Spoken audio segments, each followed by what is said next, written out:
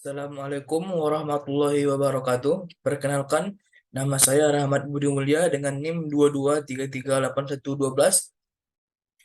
dan saya akan mempresentasikan tugas material teknik yang berjudul klasifikasi material teknik. Baiklah, yang pertama,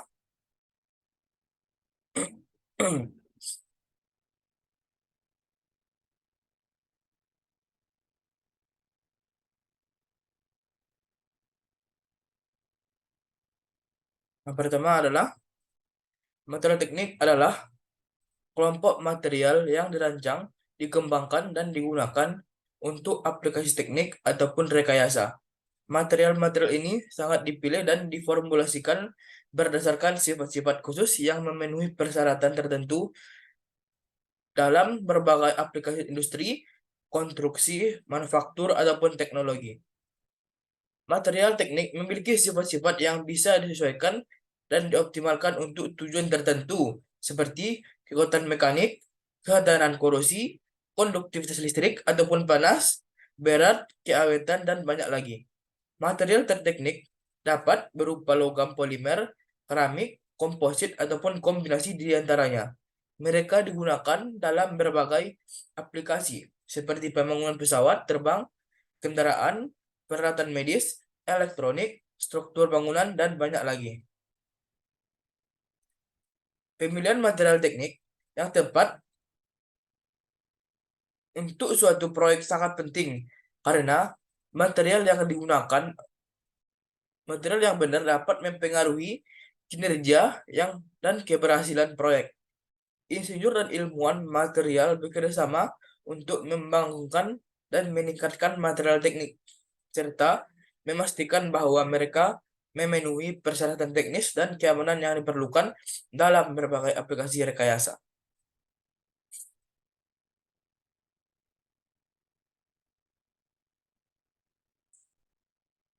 Dan selanjutnya, klasifikasi klasifikasi material teknik berdasarkan struktur dan sifat-sifat mekanik.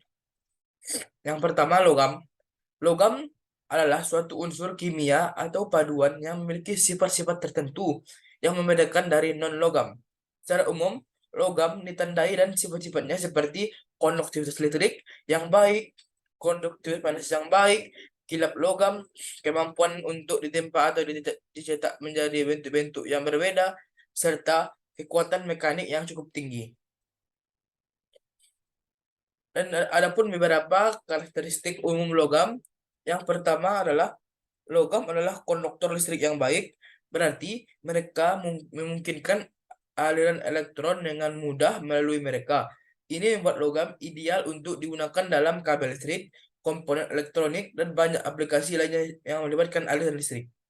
Dan yang kedua, logam juga memiliki konduktivitas panas yang baik, sehingga mereka sering digunakan dalam aplikasi yang memerlukan penghantar panas yang baik dan efisien, seperti pendingin dan penukar panas. Yang ketiga adalah logam dapat ditempa menjadi berbagai bentuk tempa, retak, ataupun patah, yang juga dapat ditarik menjadi kawat tanpa terputus. Dan yang keempat adalah logam sering memiliki permukaan yang mengkilap atau berkilau, memberikan tampilan estetik yang menarik. Yang kelima adalah sebagian besar logam memiliki kekuatan mekanik yang cukup tinggi, yang membuatnya cocok untuk digunakan dalam aplikasi struktural dan yang memerlukan daya tahan terhadap beban mekanis. Dan selanjutnya adalah baja.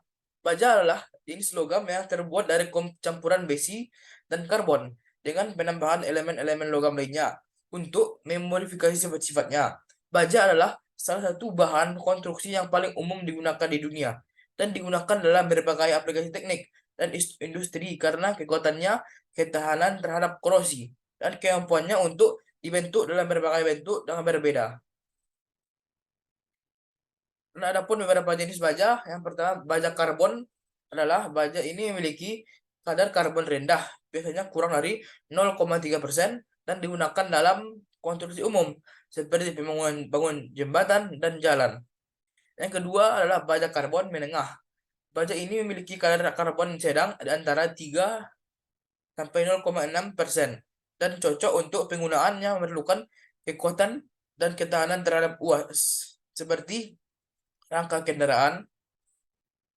Yang ketiga adalah baja karbon tinggi. Baja ini memiliki kadar karbon yang lebih tinggi, biasanya di atas 0,6% dan digunakan dalam aplikasi yang memerlukan kekerasan ketahanan UAS yang tinggi, seperti perkakas ataupun pisau. Yang selanjutnya adalah baja paduan. Baja paduan adalah baja yang mengandung elemen logam tambahan seperti nikel, krom, mangan, dan lainnya.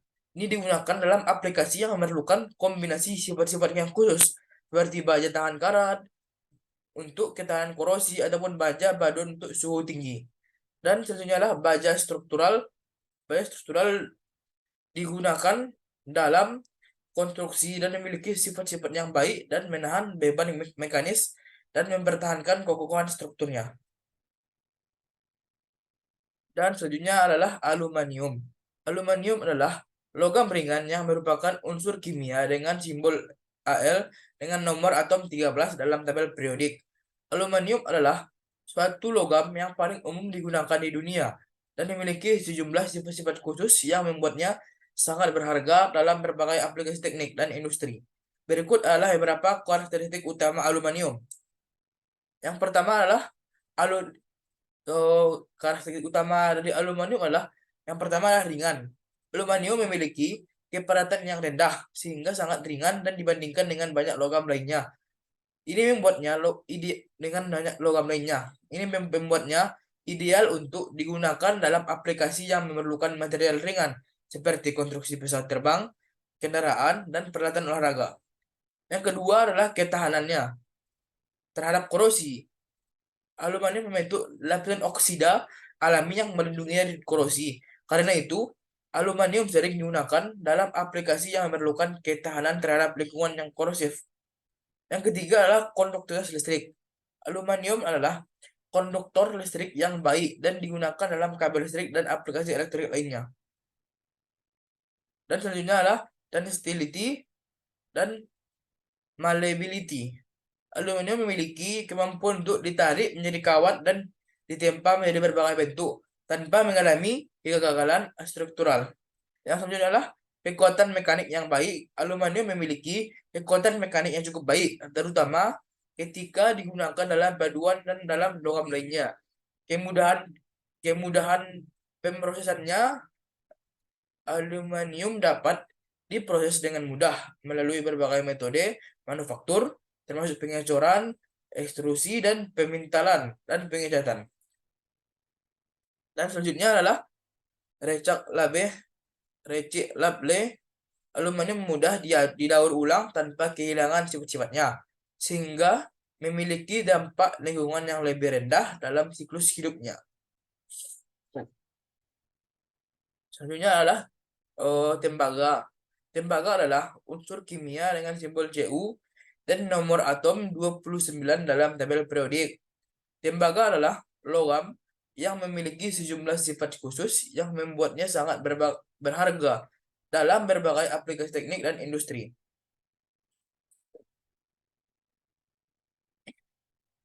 Dan inilah karakteristik utama tembaga. Yang pertama, konduktivitas listrik yang sangat tinggi. Salah satu sifat paling penting dari tembaga adalah kemampuannya untuk mengantarkan listrik dengan sangat baik. Karena sifat ini, tembaga sering digunakan dalam tabel listrik, komponen elektronik, dan instalasi listrik. Yang kedua adalah konduktivitas panas yang tinggi. Selain konduktivitas listrik yang tinggi, tembaga juga memiliki konduktivitas panas yang baik, sehingga digunakan dalam aplikasi yang memerlukan penghantar panas yang efisien, seperti penukar panas. Yang ketiga adalah ketahanan terhadap korosi. Tembaga memiliki ketahanan yang baik dalam korosi dan memperoleh lapisan oksida alami yang melindungi dari korosi. Yang keempat adalah kemampuan pembentukan yang baik. Tembaga adalah bahan yang bisa dicetak, ditempa, dan diubah dengan bentuk yang mudah. Ini memungkinkan untuk digunakan dalam berbagai aplikasi manufaktur dan teknologi lainnya. Yang kelima, kilap. Tembaga memiliki kilap yang menarik dan karena itu sering digunakan dalam aplikasi dekoratif dan seni. Dan selanjutnya adalah polimer. Polimer adalah suatu molekul besar yang terbentuk dari pengulangan struktur dasar yang disebut monomer. Monomer adalah unit bangunan yang tergabung secara berulang dalam struktur polimer. Polimer bisa ditentukan dalam berbagai bentuk, termasuk plastik, karet, serat tekstil, protein, DNA, dan banyak lainnya. Polimer sering dibentuk melalui reaksi kimia yang disebut polimerisasi, di mana monomer-monomer bergabung menjadi rantai panjang ataupun jaringan polimer. Dan ada dua jenis polimer utama. Yang pertama adalah polimer alami. Polimer alami terdapat dalam alam, seperti protein dalam tubuh manusia, selulosa dalam tumbuhan, dan DNA dalam materi magnetik. Polimer alami ini memiliki peran penting dalam berbagai proses biologis. Yang kedua adalah polimer sintetis. Polimer sintetis dibuat oleh manusia melalui proses kimia seperti plastik, polivinil klorida, ataupun nilon. Polimer sintetis digunakan dalam berbagai aplikasi termasuk pembuatan produk plastik, karet, sintetis, dan berbagai bahan industri. Yang selanjutnya adalah plastik. Plastik adalah istilah yang digunakan untuk merujuk pada berbagai bahan polimer yang bersifat fleksibel, mudah dibentuk, dan digunakan untuk berbagai keperluan, termasuk pembuatan produk-produk seperti wadah, kemasan, mainan, furnitur, dan alat rumah tangga lainnya, dan banyak lagi. Plastik adalah suatu jenis polimer yang terdiri dari rantai molekul panjang yang berbentuk dari monomer-monomer yang diulang secara kimia.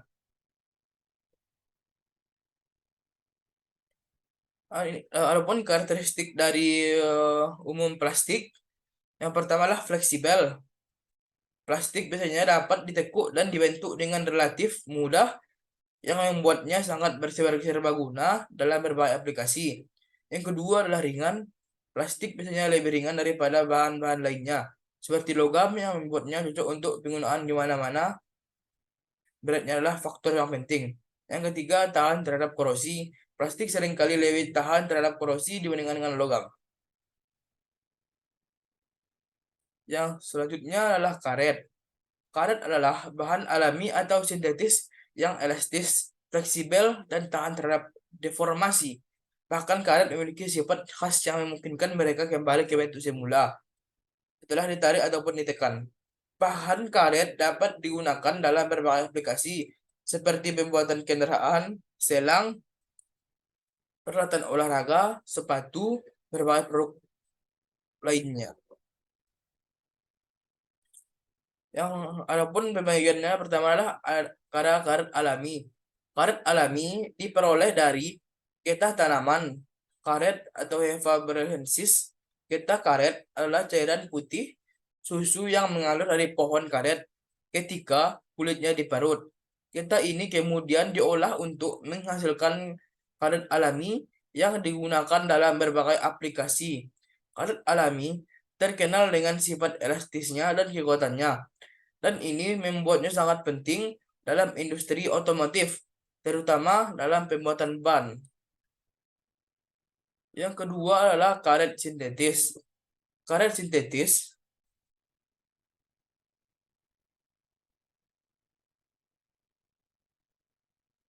adalah karet yang dibuat secara buatan melalui proses kimia. Karet sintetis dapat disesuaikan untuk memenuhi berbagai kebutuhan aplikasi dengan mengatur komposisi dan strukturnya. Ini termasuk bahan seperti neoprene, nitrile, dan silikon, dan lainnya, yang digunakan dalam berbagai produk, mulai dari pakaian tahan api hingga karet silikon untuk disegel kawan listrik. Yang selanjutnya adalah keramik. Keramik adalah jenis bahan padat yang terbuat dari tanah liat yang dibakar pada suhu tinggi. Bahan ini memiliki sifat-sifat tertentu yang termasuk ketahanan terhadap suhu tinggi, kekerasan, ketahanan terhadap korosi, dan kemampuan untuk menjadi bahan-bahan yang tahan lama. Keramik umumnya digunakan untuk berbagai aplikasi, termasuk pembuatan peralatan rumah tangga, ubin lantai, dan dinding. alat dapur, isolator listrik, komponen mesin, dan bahkan produk-produk khusus seperti porselen dan keramik khusus yang digunakan dalam industri seperti keperawatan, kesehatan, dan kedokteran gigi.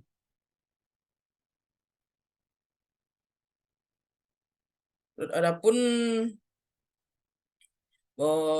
pembagian dari keramik jenis yang pertama lah keramik tradisional. Ini mencakup keramik seperti ubin, gerabah, porselen, dan produk-produk lainnya. Yang kedua adalah keramik teknis, memiliki rancang untuk keperluan teknis tertentu seperti isolasi listrik, bantalan gesek, dan komponen mesin. Yang ketiga, keramik refractory, keramik refrak- refrak- refraktori adalah bahan yang sangat tahan terhadap panas. Yang keempat adalah keramik baru dan maju. Ini adalah jenis keramik yang dikembangkan dan dengan bahan-bahan yang lebih canggih dan teknologi produksi yang lebih modern. Dan inilah yang berdasarkan penggunaannya. Yang pertama, material struktural. Material struktural adalah bahan yang digunakan dalam konstruksi yang membentuk kerangka dan struktur bangunan ataupun struktur lainnya. Material-material ini dirancang untuk memberikan kekuatan kestabilan dan lingkungan pada bangunan jembatan, gedung, dan infrastruktur lainnya. Material struktural harus memiliki sifat-sifat mekanik yang baik dan daya tahan terhadap berbagai beban dan tahan yang dapat mempengaruhi struktur.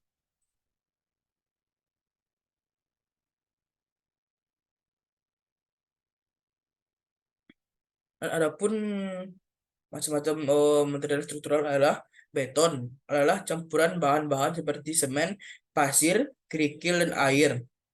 Yang kedua adalah baja, adalah material struktural yang sangat kuat dan tahan terhadap tekanan.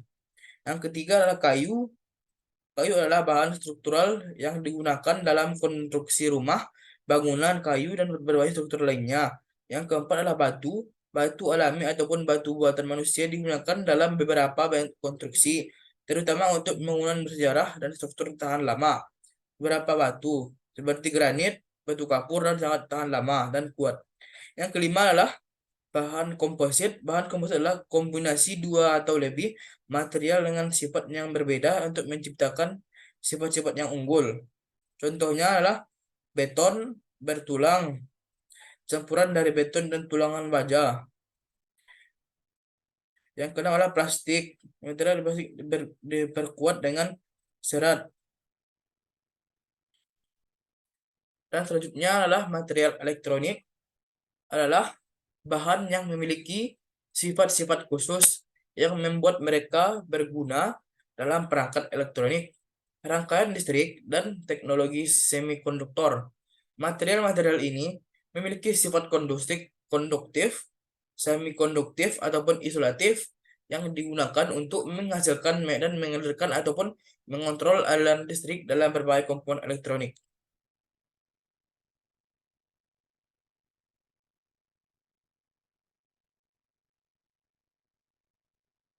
Dan adalah material tahan panas. Material tahan panas,